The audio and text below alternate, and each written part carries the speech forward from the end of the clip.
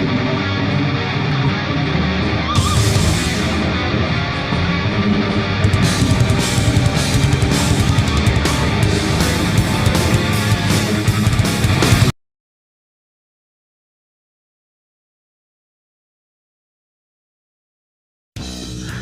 kamusta kayo? So ngayong araw ay tatalakayin natin yung mga nagbabagang spoilers o yung mga confirmed spoilers ng 1043 ng One Piece anime.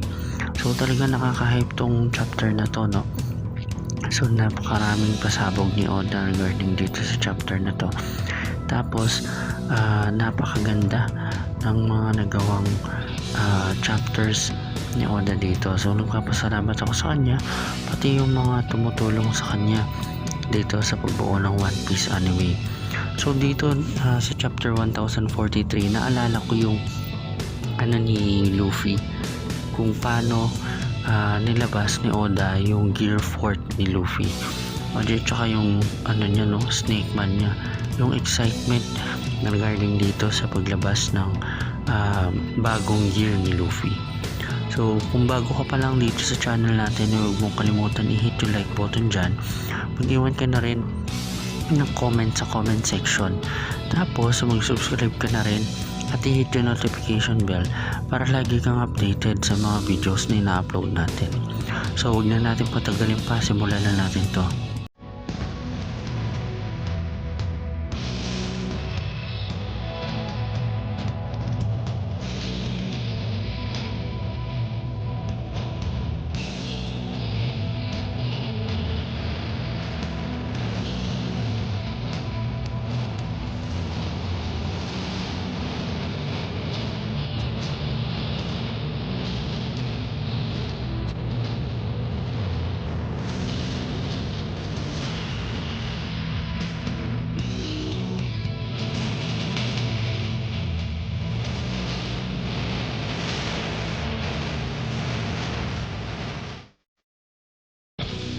Nagsimula nga itong 1043 sa title na We Die Together. So ito ang napakagandang title nito para dito sa 1043, no, nung nabasa ko tong chapter 1043 ng One Piece anime. So dumako na tayo dito sa cover page ng ating manga.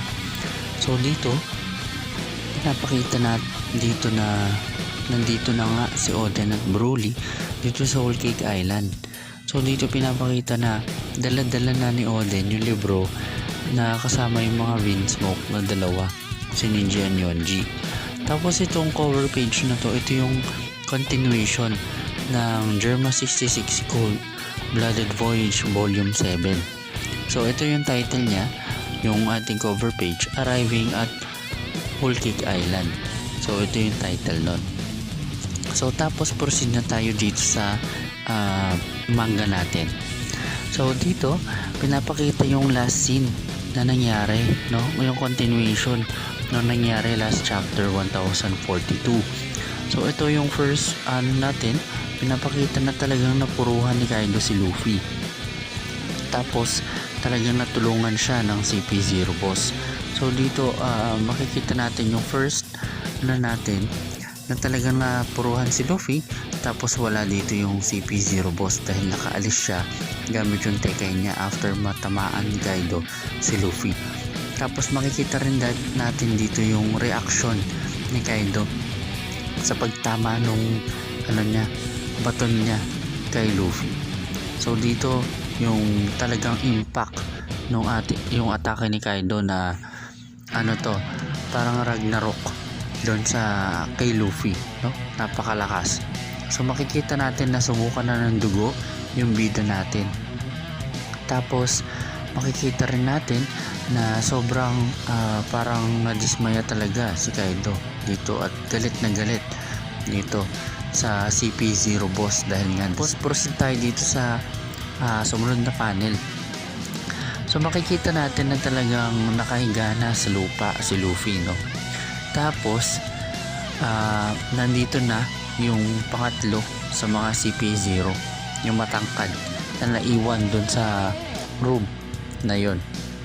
Tapos makikita natin na maraming steam yung lumabas kay Luffy do sa bounce man niya. Ito yung pinigilan niya last time na lumabas yung mga steam sa bunganga niya, dahil pag nangyari yun talagang matatalo nga siya. So dito pinapakita na pinagmamasdan ni Kaido si Luffy habang bumubulusok ito sa pagwala ng steam niya.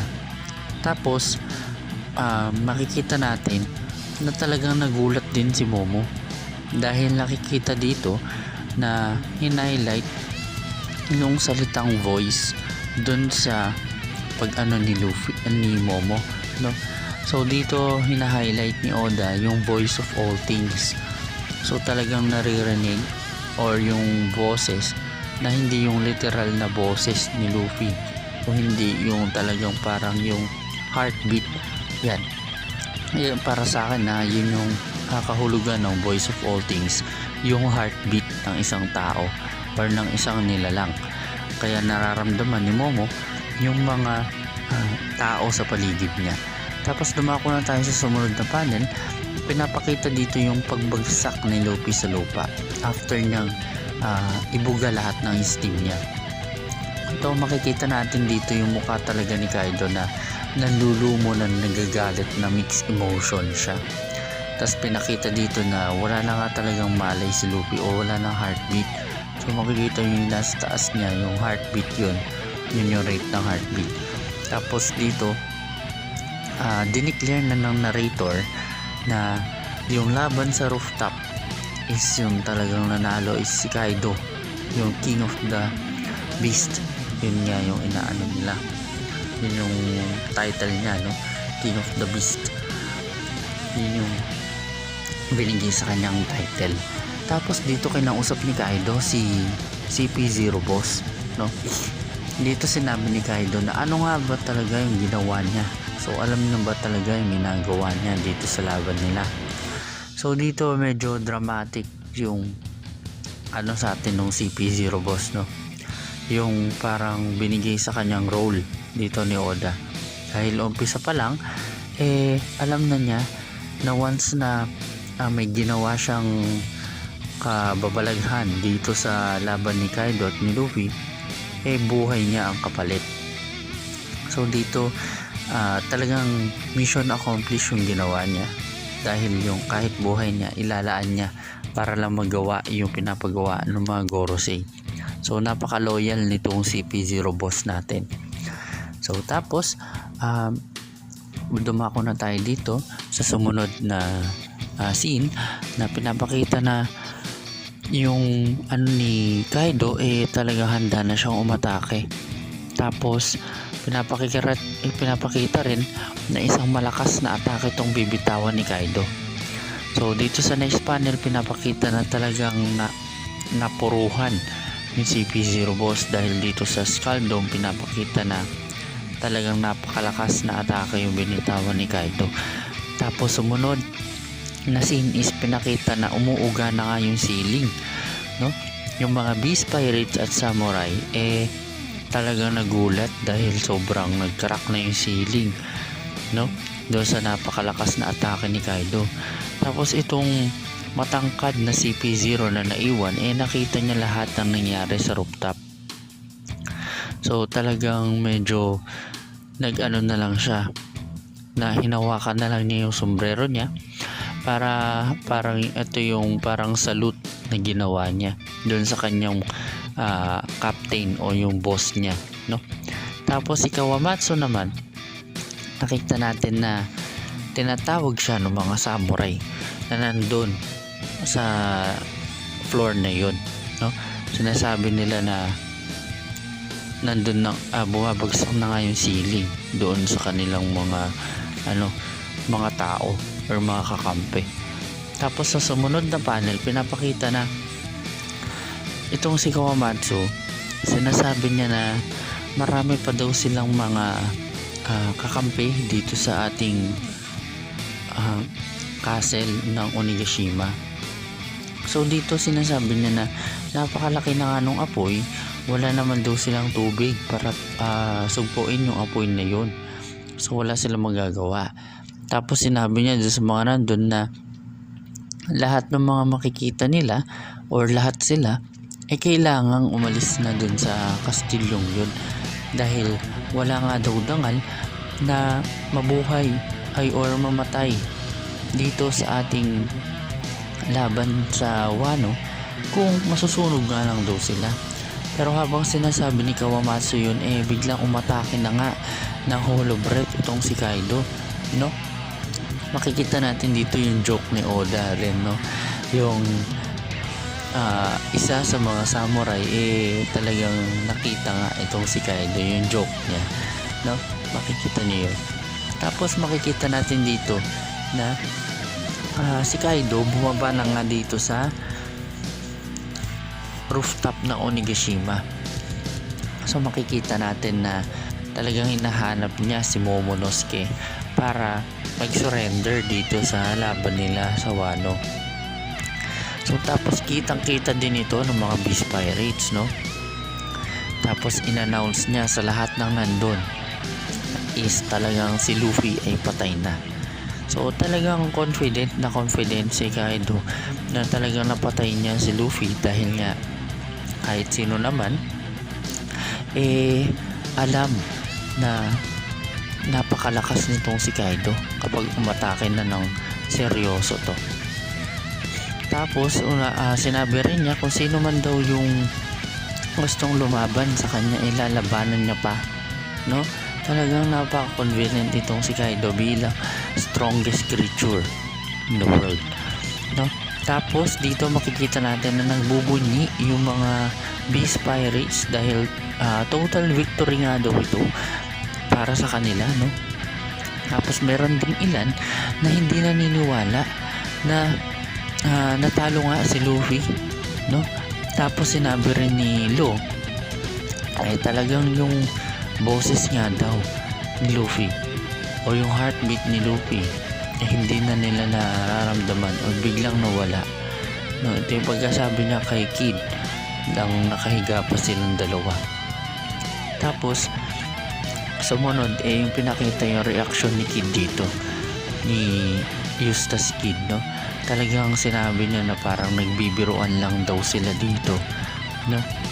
Tapos sinabi din nilo sa reaction niya na talagang wala na silang magagawa dito, talagang isang napakapait na kapalaran niya daw ito para sa kanila. Tapos pinakita din dito si Chopper, no? Si Chopper umiiyak siya dahil dito sa binanggit nga ni Kaido na patay na nga si Luffy. Tapos si Tama din pinakita dito, no? Yung pag-iyak din ni Tama. Tapos sinabi din dito na si Nami talagang palaban siya, na sinabi niya na ahas daw si Kaido at sinungaling dahil hindi pwedeng mamatay si Luffy or imposibleng mapatay daw niya si Luffy, no? Sinabi niya isang ahas ka, sabi niya kay Kaido. Tapos sumunod na panel pinakita dito na nainis si Kaido dun sa sinabi ni Nami sa kanya. So talaga naagaw atensyon yung ginawa ni Nami para dun sa sinabi niya kay Kaido, no? Tapos dito sinabi ni Kaido na hindi pala lahat mako-convince niya na dun sa sinabi niyang patay na nga yung kanilang kapitan, no? Tapos dito aatake si Kaido no Hollow Breath niya dahil aatakehin niya si Nami. Tapos biglang nasalag ito ni Marco the Phoenix, no? Sinalag niya ito gamit yung Devil Fruit powers niya, no? So napakaganda talaga nung pagdating dito ni Marco, yung pag-assist niya sa mga bida nating Straw Hat Pirates. So tapos pinakita rin dito na sinasabi ni Marco na wag daw sila mawalan ng pag-asa dahil hindi pa daw tapos yung laban. So makikita rin natin dito na si Nami talaga yung umiiyak. Tapos sinabi din ni Kaido na itong Onigashima daw ay maglaland na sa Flower Capital. So sa Flower Capital nang walang delay or hindi na malilate yung kanyang bagsak dito sa Flower Capital. Tapos sinasabi rin dito na hindi daw siya yung parang kay Orochi na ganun lang yung gagawin. So may sinabi pa dito si Kaido sa sa sumunod na panel. So dito sinabi niya na isang malaking weapon factory yung kanilang bansa, Wano country, ginawa ng weapon factory ito. Tapos wala daw siyang pakialam kung merong may mga babae dito o mga bata. So lahat ng mga nandito sa Wano ay gagawin niyang mga alipin. So dito napaka-brutal nung ating ni Kaido. Magiging malaya lang daw sila kung patay sila doon. Kung patay sila sa pagtatrabaho nila or hindi na sila makagalaw. Yun lang daw yung paraan para makalaya sila, no? Tapos sinabi rin niya na ganun yung buhay na ilalaan niya sa mga matitirang sa kanya, lumalaban sa kanya. Kaya pinapapili niya kung sino man daw yung lalaban sa kanya na tatanggapin kung ano mang kapalaran yun or kakampi na lang sa kanya, no? So dito makikita natin yung mga reaksyon ng iba't ibang samurai natin. So pinapakita din na talagang isang lang daw to, isang sugal lang yung paglalaban nila sa kanya. So dito hinahanap talaga ni Kaido si Momonosuke. So kasi hindi niya makita si Momo kasi nasa labas lang si Momo, no? Tapos sinasabi rin niya habang syempre naririnig ni Momo to, no, na napakalakas ng ni Kaido. So sa sumunod na panel talagang nabuhayan ng loob yung mga Beast Pirates. So dito dahil sa pagkabuhayan sila ng loob, pinapakita rin na handa na silang atakihin si Law at Kid. So dito kasi gaya nga nung natin na hindi pa rin makagalaw itong si Law at Kid dahil nga naubos yung lakas nila nung paggamit nila ng awakening nila. So dito pinapakita na handang-handa yung mga Beast Pirates na kunin talaga yung ulo nitong dalawang to, no? Or patayin itong dalawang to. Then pinagtanggol naman sila nung kanilang mga crew, no? Dahil hindi naman sila pababayaan itong mga to. Tapos nandito rin si Carrot at si Nekomamushi. So talaga sinasabi handang-handa silang lumaban dito kay Kaido, no? Tapos pinapakita rin na talagang medyo hindi na nga daw pabor yun sa kanila yung nangyayari. Tapos dito makikita rin natin sa basement ng ating kastilyo yung mga samurai na gustong umalis na dito sa kastilyo, pero wala silang makitang exit nga dito sa ating nasusunog na kastilyo dahil puro apoy na nga yung ating kastilyo dito. Tapos makikita rin natin kung sa baba sinasabi na handa na nga daw lumaban itong si Kid, no? Sinasabi niya kay Law na hindi daw pag-surrender or hayaang patayin sila yung option niya para hindi labanan itong si Kaido. So yung paglaban niya kay Kaido ay talagang lalabanan niya pa, no? Nalabanan pa rin ni Kid kahit wala na siyang lakas na natitira. So dito makikita natin din si Law na talagang kailangan pang lumaban. So ito inaano niya kasi parang kasing ginagawa ni Luffy kanya, no? So ito kasi sa sumunod na panel makikita naman natin sina Momo at Yamato. So dito pinapakita na gusto na ngang sumuko ni Momonosuke dito sa kay Kaido. Tapos sinasabi rin ni Yamato na hindi daw ito yung way ng isang samurai or yung ugali ng isang samurai na sumuko sa laban. So pinapakita rin dito na bakit daw kasi na yung susuko na nga daw si Momo dahil itong lalabanan niya kahit si Luffy hindi man matalo-talo, no? Kaya gusto na sumuko ni Momonosuke. Tapos sinasabi rin ni Yamato na nasa limit na nga or nasa hangganan na nga lahat sila doon sa Onigashima. So lahat sila nasa limit na dahil wala na nga silang lakas para lumaban pa. Kaya ginagawa daw ito ni Kaido para ma-break yung kanilang mga loob dito.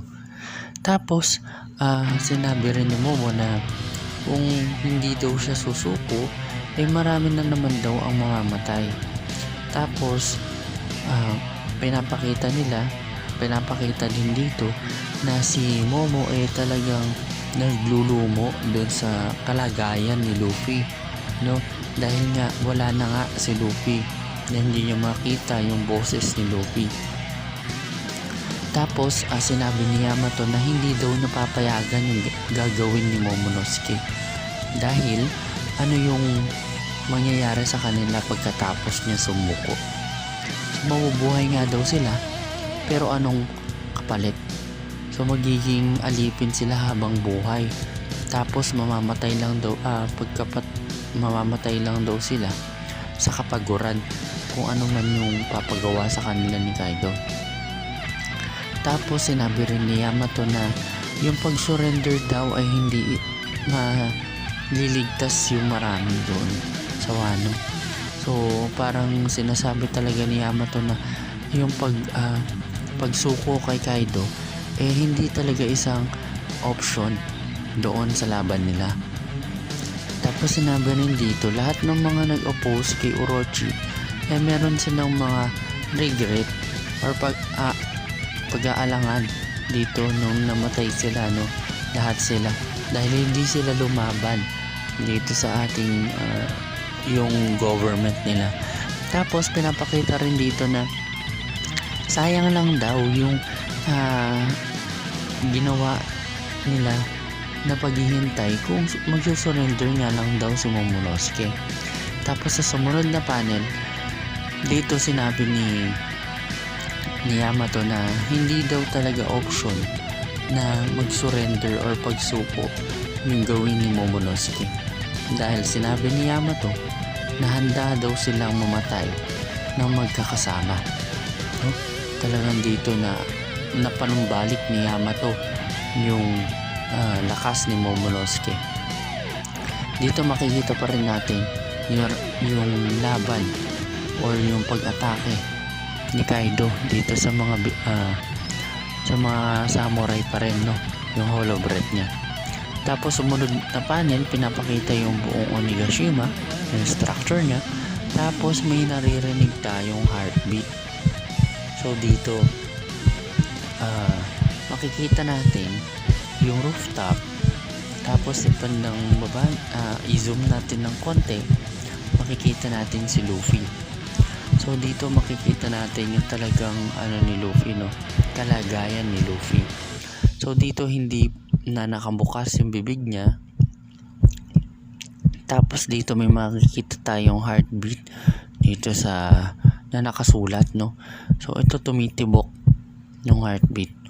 Tapos biglang pinakita si Zunisha na tinatawag si Momonosuke dahil nga may naririnig daw siya, no? Ito pinapakita na habang nagsasalita si Zunisha pinapakita din yung kamay ni Luffy. So sinabi ni Momonosuke kay Zunisha, ano daw yun, no?